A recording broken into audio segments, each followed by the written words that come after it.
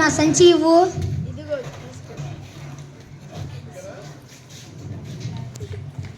ఏం కావాలండి? కేజీ టమాటాలు, కేజీ చింతకాయలు ఇవ్వండి.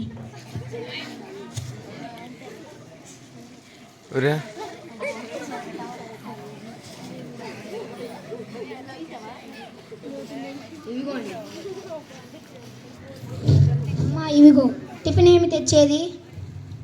ఇడ్లీ, వడ, దోశ, పూరి, టీ. అవి ఎలా తేవాలి? వాడిస్తాలే వెళ్ళు.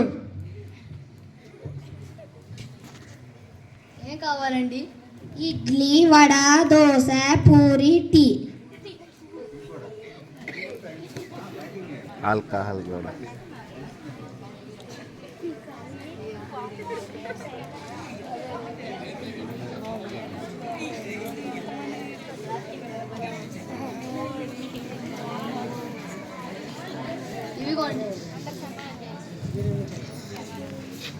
అమ్మ చేపలు తెచ్చేదా, చికెన్ తెచ్చేదా?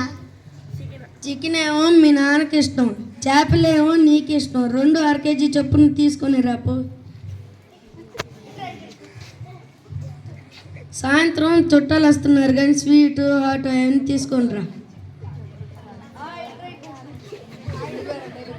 మళ్ళీ ఏంటమ్మా అన్నీ ఒకసారి చెప్పొచ్చు కదా. లేసాను బింగో కూడా తీసుకొని రా. కేజీ చేపలు, కేజీ చికెన్, ఇడ్లీ, చింతకాయలు, స్వీటు, హాటు, కిల్లీలు మరియు బింగో లోస్.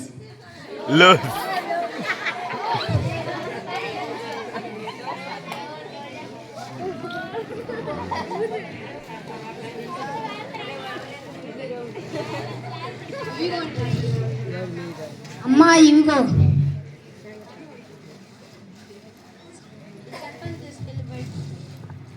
అమ్మో, ఒక్క రోజులో ఒక్క ఇంట్లో ఇన్ని చెత్త అనుకుంటే ఒక ఊరు, ఒక మండలం, ఒక జిల్లా, ఒక రాష్ట్రం, ఒక దేశం, ప్రపంచంలో ఇంకెంత చెత్త ఉండాలిరా నాయనో. ఈ చెత్తని ఎలా నిర్మూలించాలి? నేనే ప్లాస్టిక్ భూతాన్ని మీ అందరినీ చంపేస్తా.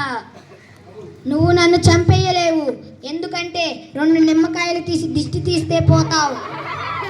దెయ్యాలు భూతాలు ఉన్నాయి కాబట్టి నిమ్మకాయలు తీసి దిష్టి తీస్తే పోతాయి, కానీ నేను మీరు సృష్టించిన దెయ్యాన్ని, నన్ను ఎవరు ఏం చేయలేరు. అయితే నిన్ను భూమిలో పాతేస్తా. నన్ను భూమిలో పాతేసిన 1000 సంవత్సరాల వరకు నేను బతికే ఉంటా.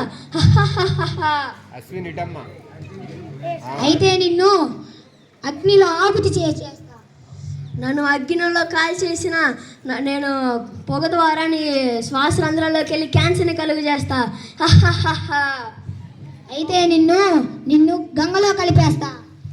నన్ను గంగలో కలిపిన నీటి ద్వారా, నీటి వనరుల ద్వారా నేను నిన్నే చేరతా. మరి ఈ ప్లాస్టిక్ని ఎలా నిర్మూలించాలి?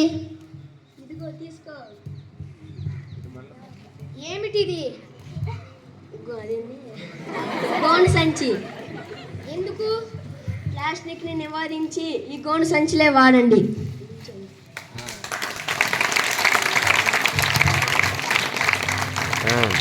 ప్లాస్టిక్ సంచులు వద్దు, గోను సంచులే వద్దు. జై స్వచ్ఛ భారత్. ఈ అవకాశం ఇచ్చిన ప్రధాన ఉపాధ్యాయులకి, మిగతా ఉపాధ్యాయులకి నా మనస్ఫూర్తి నమస్కారం.